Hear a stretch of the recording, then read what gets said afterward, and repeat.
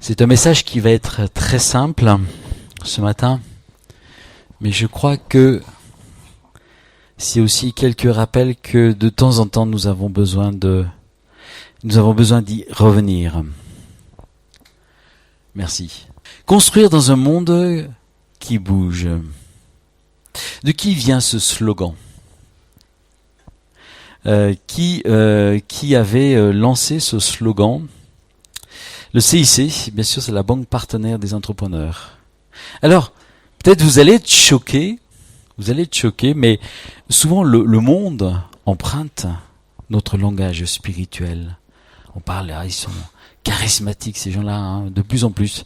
Alors je me suis dit, eh bien, de temps en temps, on va aussi un peu s'approprier de leur langage de communication. Construire dans un monde qui bouge. Et je crois que nous, en tant qu'Église, on a peut-être besoin de construire dans un monde qui bouge. Les choses bougent beaucoup aujourd'hui. Elles bougent très vite. J'en reparlais hier avec les frères et c'est vrai avant, ils avaient construit des grands hypermarchés. Et maintenant, ils commencent à reconstruire des petites structures.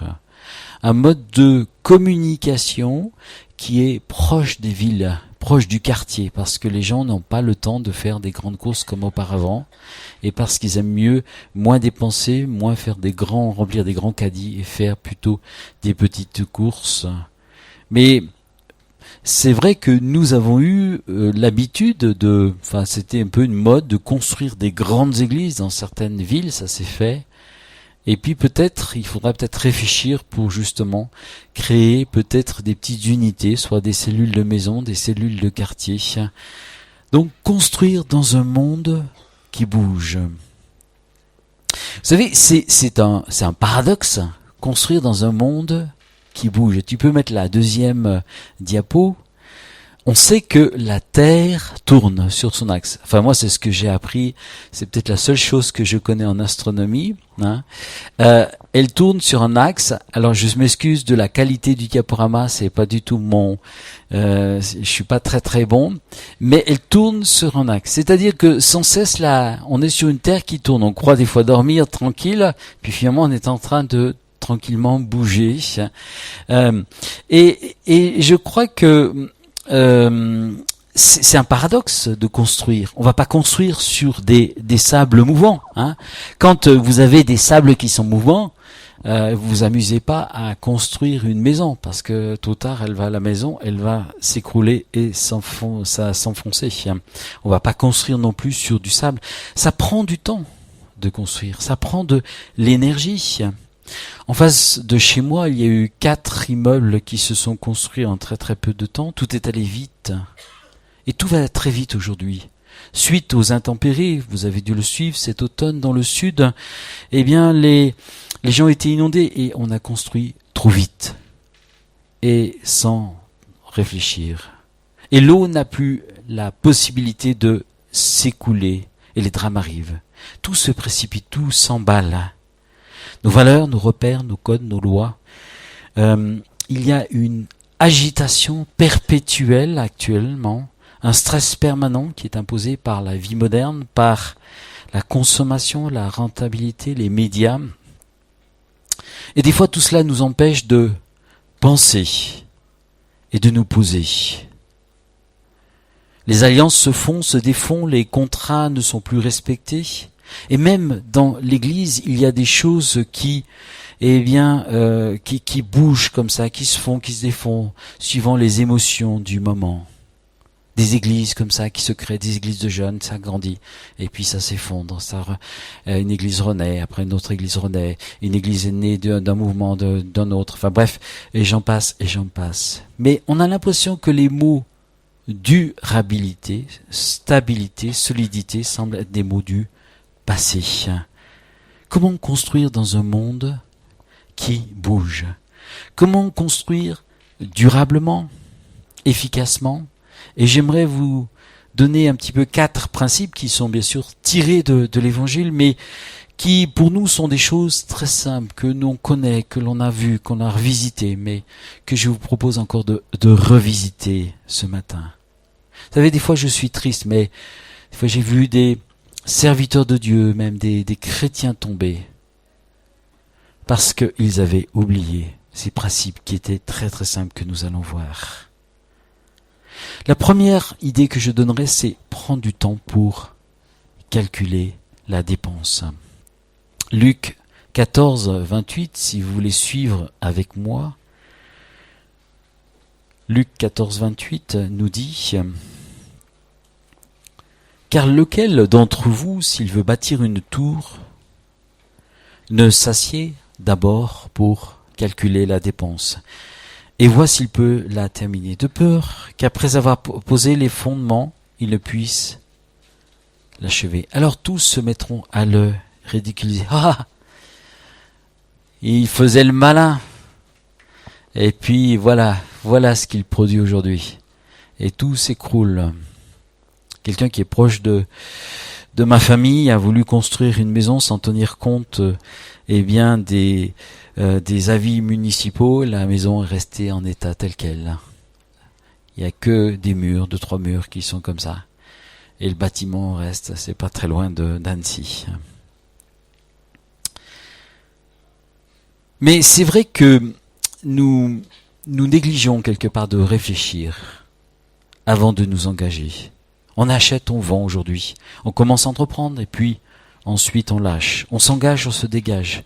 On s'engage très vite dans une relation personnelle, une relation amoureuse. Et puis on se marie sans réfléchir sous l'impulsion de la chair et parfois c'est l'échec, le divorce, au bout de quelques années. Avons-nous pris le temps de réfléchir à cette question pour discerner si c'est la bonne personne? Quel temps prenons-nous avant de nous engager, de suivre un projet? Si on ne veut pas avoir des lendemains qui déchantent, il faut réfléchir à cette question. Parce qu'on voit des fois tout de suite le merveilleux, on voit tout de suite le projet, on voit tout de suite, mais est-ce qu'on prend le temps de réfléchir? Comment je vais construire? Avec qui je vais construire? Avec quelle relation? Est-ce que je suis capable de le faire? Est-ce que je suis capable de le faire seul? Est-ce que je suis capable de le faire avec d'autres? Cela est important. Et tous ceux qui sont dans le domaine notamment de la construction, et puis nos aînés qui sont là au milieu de nous, savent qu'il faut prendre du temps pour calculer la dépense. C'est un petit rappel, mais je crois que c'est important. Ensuite, placer de bons fondements. Le bon fondement, c'est bien sûr la parole de Dieu. Jésus prend le temps de rappeler quelques principes. Et nous allons prendre ce passage dans Luc chapitre 6, versets 47 à 49. Luc chapitre 6, versets 47 à 49. Alors je vais le lire à ma façon. Enfin, je l'ai un petit peu transformé. Je vais passer peut-être pour un hérétique, mais je me suis aussi appuyé sur la français courant, la parole vivante, je veux dire. Et des fois, je trouve que cette traduction un petit peu moderne donne un petit peu un enrichissement au texte, et puis rafraîchit un peu le texte. Moi, j'aime bien lire dans la vieille, pas la Bible Obsterward qui date de je sais pas combien, de Mathusalem, je dirais. Non, je plaisante. Mais j'aime bien lire dans une Bible ancienne. Mais c'est vrai que des fois aussi, j'aime bien de temps en temps lire aussi dans une Bible moderne pour donner une richesse au texte, une nouvelle illustration. Alors il est dit, savez-vous à quoi ressemble un homme qui écoute et met en pratique ma parole? Il est une personne qui creuse une profonde tranchée pour poser des fondations avant de construire sa maison. À l'époque de la crue, le fleuve a débordé. Les eaux violentes se sont jetées sur cette maison. La maison n'a pas bougé. Elle a été bien conçue. Mais celui qui entend mes paroles sans les mettre en pratique est semblable à un homme qui a bâti une maison sans fondation. Le torrent s'est jeté contre elle. Aussitôt elle est tombée. La ruine de cette maison a été grande. Et combien on le voit, malheureusement, tragiquement aujourd'hui, avec les événements qui arrivent aussi en France, des maisons comme ça ou des édifices qui s'effondrent parce qu'il y a des crues qui arrivent et qui dévastent certains territoires. Ça fait penser, tu peux mettre la diapo suivante, ça fait penser un petit peu à cette image. Ah non, ça c'était, j'aurais dû vous la passer un petit peu avant. Tu peux la mettre juste avant, merci. C'était juste, vous savez, la crue. Alors la légende, j'arrive pas bien la relire, mais c'est pas facile quand on pique les choses sur le net. Mais vous savez qu'il y a une grosse crue de la Seine en je crois que c'est en 1904, hein, si mes souvenirs sont bons, et les gens se déplaçaient en barque à Paris. La Seine avait énormément débordé, ils ont fait beaucoup de travaux. Et là, c'est cet homme, un homme et une femme qui se parlent entre eux, dit maintenant on n'a plus besoin d'aller à la mer pour pêcher le poisson. Voilà, c'est un petit truc comique. Et voilà. Alors ça fait penser, tu peux mettre cette histoire des 3 petits cochons, une histoire très enfantine, vous me direz. Et les gens qui sont très spirituels vont être choqués que je prenne cette histoire, mais elle est amusante, cette histoire. Vous savez, c'est le premier petit cochon qui se dit, oh, je vais vite construire, et puis fais une maison en paille, et puis l'autre dit, oh non, moi je vais il y a du bois, je vais prendre du bois, et le troisième dit, non, moi je vais construire beaucoup plus solide, ça prendra plus de temps, je vais construire une maison en briques. Et le premier, eh bien, le loup arrive et il souffle simplement sur la maison et le petit cochon est obligé de s'enfuir. Il va vite se rapprocher de son second frère. Alors, il y a plusieurs interprétations qui a construit la maison en bois. Et là, le loup arrive, il donne un bon coup d'épaule, un coup de museau, la maison en bois tombe et les 2 petits cochons, vite courent voir le troisième qui leur ouvre la porte avec compassion et finalement, ils vont être protégés. Dans d'autres histoires, eh bien, les 2 premiers petits cochons vont être mangés. Enfin, après, vous avez toutes sortes d'interprétations. Mais je crois que c'est au départ La Fontaine qui avait écrit cela et c'est intéressant, en fait. Ça montre l'importance de construire avec des matériaux solides et bien sûr aussi, eh bien, de construire, de poser des fondements. Et c'est vrai qu'aujourd'hui, on aime paraître, on aime aller vite, on aime faire les choses très rapidement et on oublie aussi de creuser. Et plus tu veux monter, plus il faudra creuser. À l'image de l'iceberg, eh bien un iceberg on ne voit qu'un dixième, mais il y a 9 dixièmes qui sont trempés dans la mer. Et je crois que c'est important de se le rappeler. On voit l'apôtre Paul, il est très rapidement rentré dans un témoignage, il est touché, impacté par Dieu, il est tombé de son cheval, et il restait 3 jours comme ça, à prier, à jeûner, puis un serviteur de Dieu l'a visité, il a été guéri, et il a tout de suite témoigné, puis ensuite il va être persécuté, il devra fuir Damas rapidement, et ensuite il va passer, nous dit la Bible, 13 ans dans un peu d'un désert. Alors c'était pas un désert parce qu'il a continué à construire, mais toute sa vie va être comme cachée pendant tout un temps. Et il va, quelque part, Dieu va lui parler, Dieu va le travailler, il va être aussi bien sûr un témoin, il va certainement amener des âmes au Seigneur, il va faire tout un travail, mais il n'y a pas la lumière, il n'y a pas, si vous voulez, on ne parle pas de lui. Et à un moment donné, il va sortir de l'ombre comme ça, mais il y aura encore, alors qu'il avait déjà toute une formation théologique qui n'était pas, qui était bonne, mais qui avait besoin d'être éclairée et touchée par le Saint-Esprit. Et il avait besoin que sa pensée soit renouvelée, il a besoin de vivre cette expérience. Mais à un moment donné, eh bien, ces 13 ans aussi ont permis tout ce travail de l'esprit dans le cœur et il est sorti de l'ombre pour être le serviteur de Dieu que nous voyons dans les actes. Et d'ailleurs, quand on lit dans les actes, à partir du chapitre 13, on parle ensuite de l'apôtre Paul. Il y a 12 chapitres où on parle quelque part beaucoup de Pierre qui prédomine, et puis tout le travail de l'esprit, de tout ce qui se fait à Jérusalem, et à partir de 13, c'est l'évangile. Alors c'est pas, bien sûr, on ne met pas la lumière sur l'apôtre Paul, mais on met plutôt la lumière sur l'évangile qui est envoyé dans les nations, et la figure de proue, c'est l'apôtre Paul. apprendre à creuser des fois des tranchées, apprendre que des fois, eh bien, des fondations soient revues dans nos vies. Hein. Vous savez, les principes de la construction n'ont pas changé. Alors, j'ai parlé tout à l'heure de ces immeubles qui ont été construits rapidement. Aujourd'hui, on a des outils, des moyens, mais j'ai quand même bien regardé et ils ont bien creusé. C'est solide.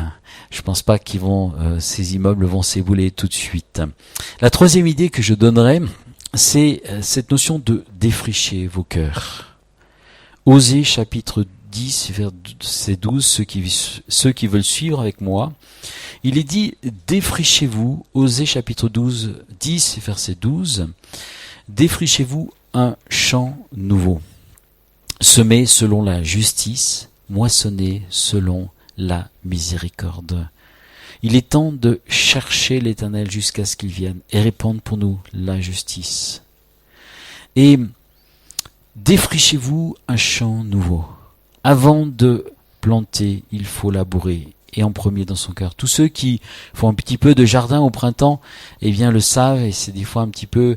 En même temps, moi j'aime bien, mais en même temps, des fois c'est un peu pénible. Il faut arracher les mauvaises herbes, il faut aussi préparer la terre, préparer le terrain.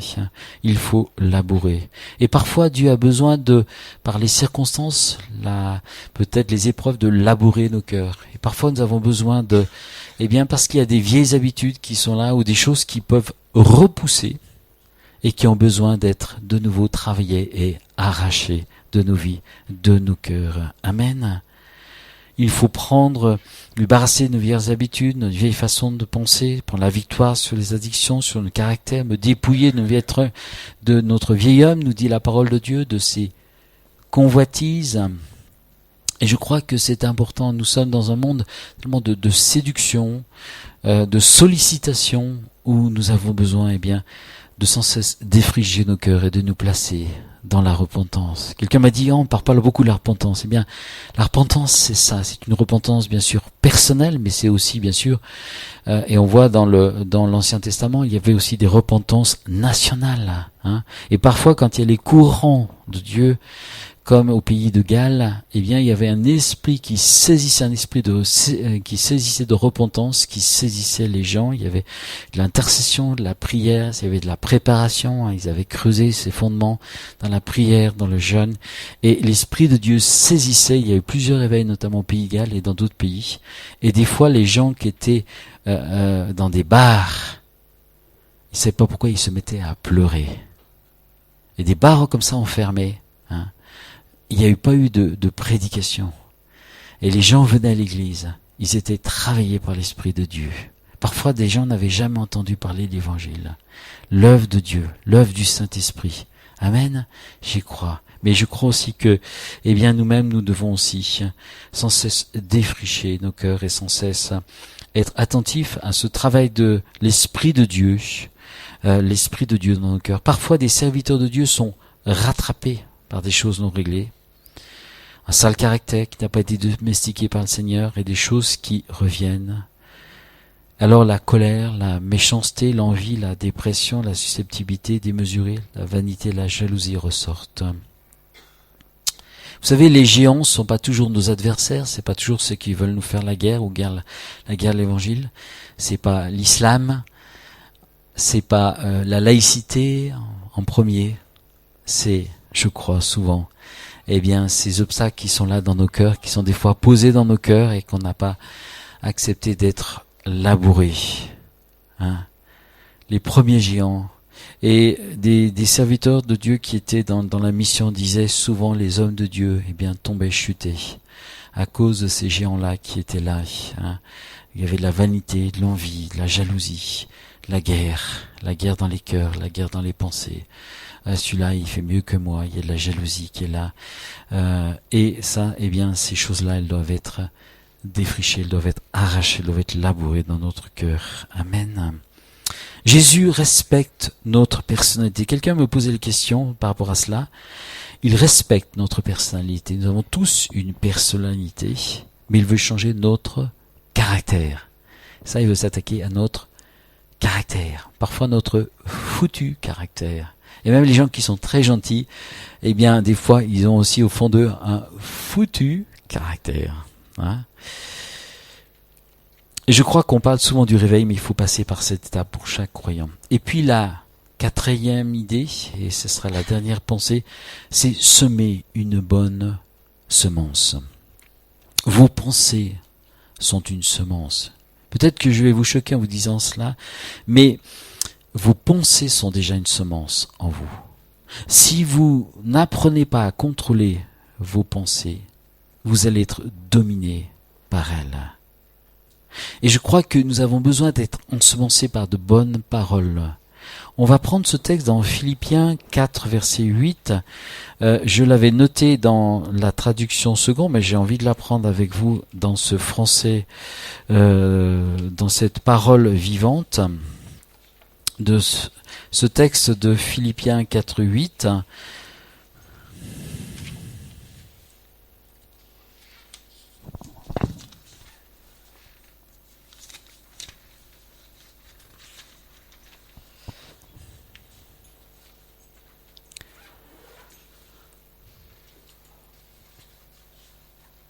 Enfin, mes frères,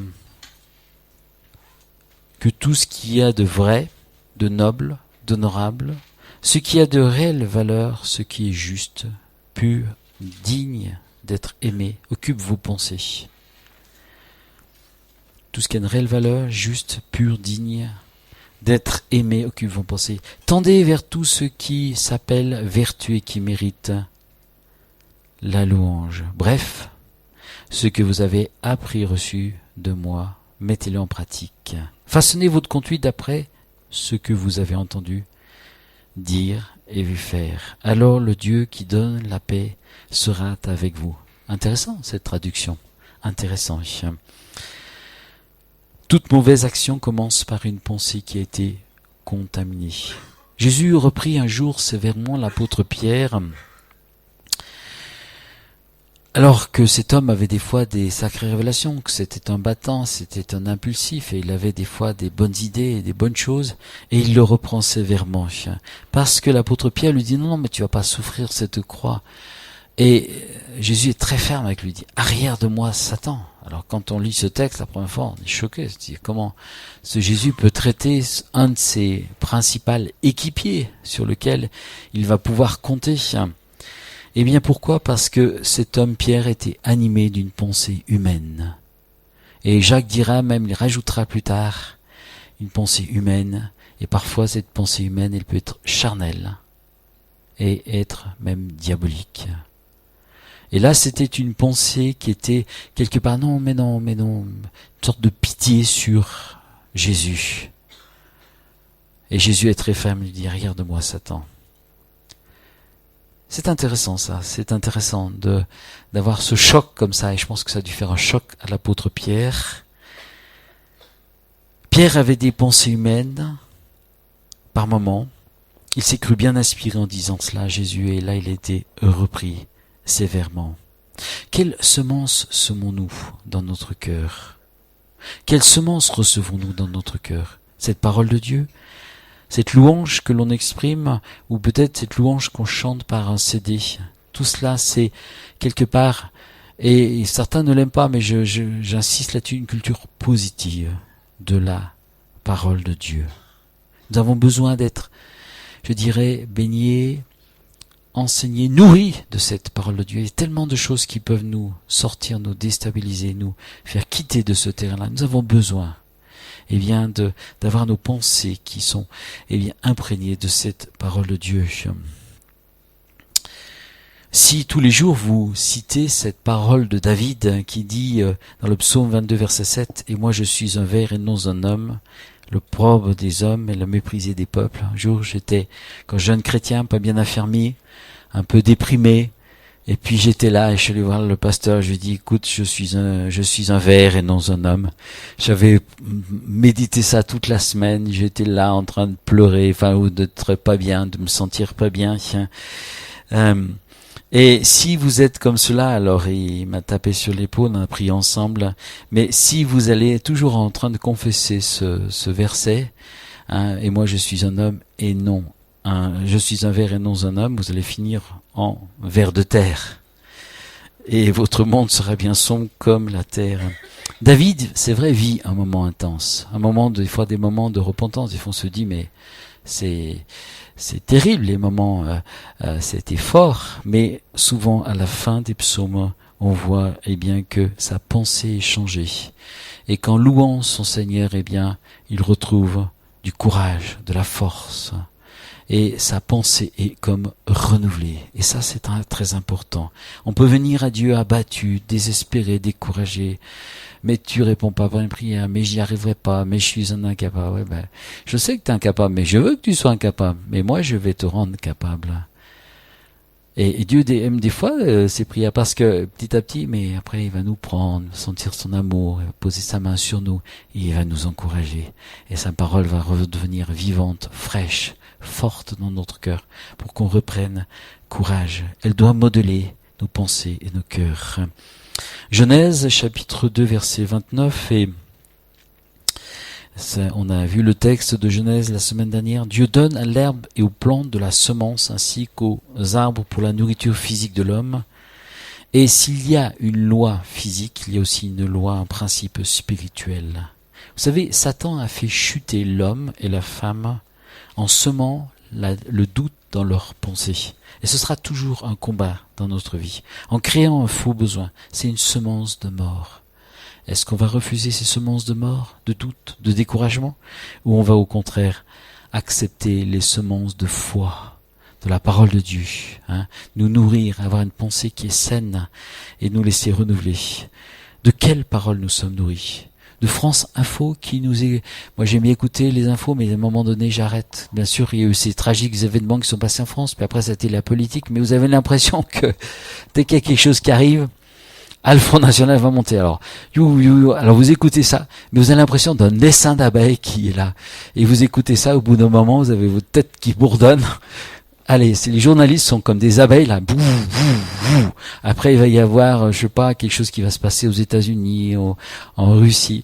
Et allez, alors à la fin, vous êtes comme ça, puis vous y pensez comme si vous aviez votre tête occupée ailleurs.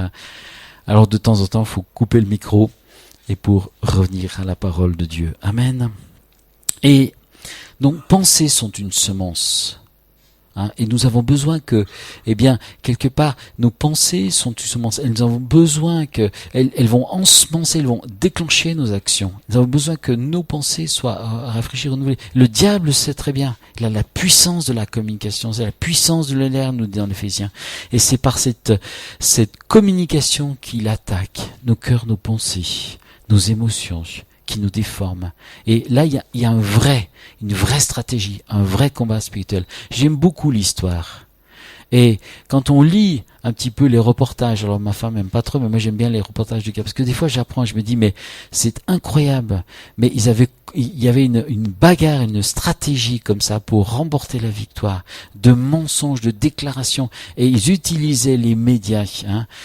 Et il y a un combat qui s'est joué aussi au niveau des médias. Et il y a un combat spirituel qui se joue aussi, spirituel, qui se joue au niveau des médias, où nos pensées, eh bien, peuvent être comme infectées. Et nous avons besoin, eh bien, de réagir, de nous tenir près de Dieu, de tenir sa parole. Ça veut pas dire qu'on va rester constamment enfermés sur nous-mêmes, mais nous laisser renouveler pour, eh bien, des fois résister à ce qui est mauvais, à ce qui est malsain, à ceux qui nous entourent.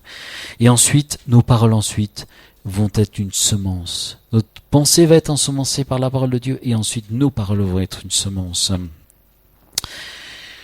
Comme je l'ai dit, nous sommes dans un monde agité qui nous entoure, où là, il y a une puissance de la communication. Et cette puissance de la communication sème des semences qui sont jetées dans la tête des gens.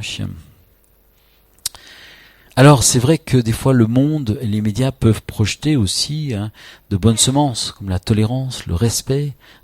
Et puis aussi il y a ces mauvais médias ou ces médias qui injectent de mauvaises pensées, de mauvaises semences, l'impureté, la médisance, la calomnie. Mais on ne se rend pas compte, mais de cette puissance qu'il y a d'infestation, de communication, de cette volonté, eh bien, de cette stratégie d'ensemencer les gens, d'ensemencer le monde, d'ensemencer les habitants de la terre. Il y a une stratégie qui est là et dont nous avons besoin d'être aussi nous-mêmes vigilants. Pourquoi des jeunes hommes ont commis des attentats tragiques? Le 13 novembre, ils ont été ensemencés par des prédicateurs musulmans qui prêchaient la haine. Quelle semence allons-nous apporter autour de nous? Vous savez, je peux parler de Dieu et quelques minutes plus tard me plaindre de mon sort, de critiquer ma collègue, de critiquer ma voisine. Il y a comme une dichotomie entre ce que je suis, entre ce que je prêche, ce que j'annonce, et puis quelque part aussi de temps en temps, eh bien mes paroles. Et je crois que cela doit s'aligner dans ma vie. Ce que je pense, ça doit être ce que je déclare, ce que je suis. Bon, parfois ma langue peut fourcher, et on demande pardon à Dieu pour cela. Mais il faut vraiment que nos pensées soient renouvelées, et qu'on puisse avoir une saine pensée, et qu'on puisse avoir aussi le regard de Jésus. Et dans ce monde, nous avons besoin d'avoir du regard de Jésus. Nous avons besoin d'avoir la pensée de Jésus. Pour dire les choses, pour aller, on en parlait avec Jérôme hier, les frères, on en parlait, aller au-delà. Au-delà de ce qui nous est dit, au-delà du discours des fois de haine, du discours de mensonge, du discours qui est véhiculé. Pour aller au-delà. Et pour vraiment toucher, impacter le cœur des gens. Et c'est pas toujours facile, hein. C'est pas toujours facile quand les gens vous tendent des pièges par leurs paroles. Et puis il faut être en adéquation avec notre foi. Être authentique avec et vrai dans notre témoignage. Si nous voulons que notre parole porte, alors nous allons semer. Et je vous encourage à semer. Même semer la joie, même semer des paroles d'encouragement. Oui, c'est vrai, je suis fatigué. Oui, j'ai mal au dos aujourd'hui. Oui, je me suis mal levé. Ok. Mais alléluia, le Seigneur est bon. Ah, t'as vu cette personne? Oui, écoute, ouais, on connaît son caractère. Écoute, ouais, mais on va travailler avec elle, ça va bien se passer. Hein. Des fois, il faut redresser, mais des fois, il faut redresser la pensée des gens. Écoute, bon, ça va, mais il y a des choses. Ça va bien se passer, t'inquiète pas, ça va bien se passer, ça va aller. Amen. Mais, vous savez, c'est tellement important. Et les gens, ils viendront vous voir, parce qu'ils sentiront qu'il y a comme du miel à retirer de vous, parce qu'ils sentiront quelqu'un qui a un autre regard, une autre vision des choses. Hein. Évitons de tomber dans ces travers, dans ces traquenards. Des fois où on se laisse aller, on est toujours en train de gémir, de se plaindre. Hein. On croit que c'est presque une référence de se plaindre, de gémir. Amen. Non, c'est faux. Non, je crois que nous devons donner une autre image. Une autre image. J'avais une fois parlé justement sur l'importance de nos paroles. Nos paroles, elles ont un pouvoir. Nos paroles sont une semence de vie ou de mort. Relisez les proverbes si vous voulez en être encore convaincu. Et nos paroles, elles sont aussi créatrices grâce à la foi. Dieu est un créateur, il a créé par la parole. Et ta parole, mon frère, ma sœur, elle a un pouvoir de création, de bénédiction. Elle a un pouvoir de création, de bénédiction, ne le dis pas assez. C'est un vrai défi. On doit ensemencer la vie, la grâce, la bonté, le salut, la guérison. Ça ne veut pas dire qu'on ne va pas tout couvrir le péché, mais on saura dire les choses qui sont authentiques, qui sont justes. Hein. Mais je crois que c'est important. On les dira non pas avec de l'animosité, mais avec grâce, avec amour, parfois avec fermeté, mais on les dira quand même. Dans 1 Thessaloniciens chapitre 3 verset 13, il est dit « Ne nous lassons pas de faire le bien ». On sent que ce monde qui s'agite se délite de plus en plus, qu'il y a de plus en plus du mensonge, qu'il y a de plus en plus des choses qui sont tordues. Ou des fois, on en parlait encore avec les frères hier, c'est des fois incroyable. Des fois, là, les traquenards que même dans le monde du travail, on nous pose même dans la vie, dans la société, ce mensonge qui s'installe petit à petit dans la société où les repères sont complètement faussés.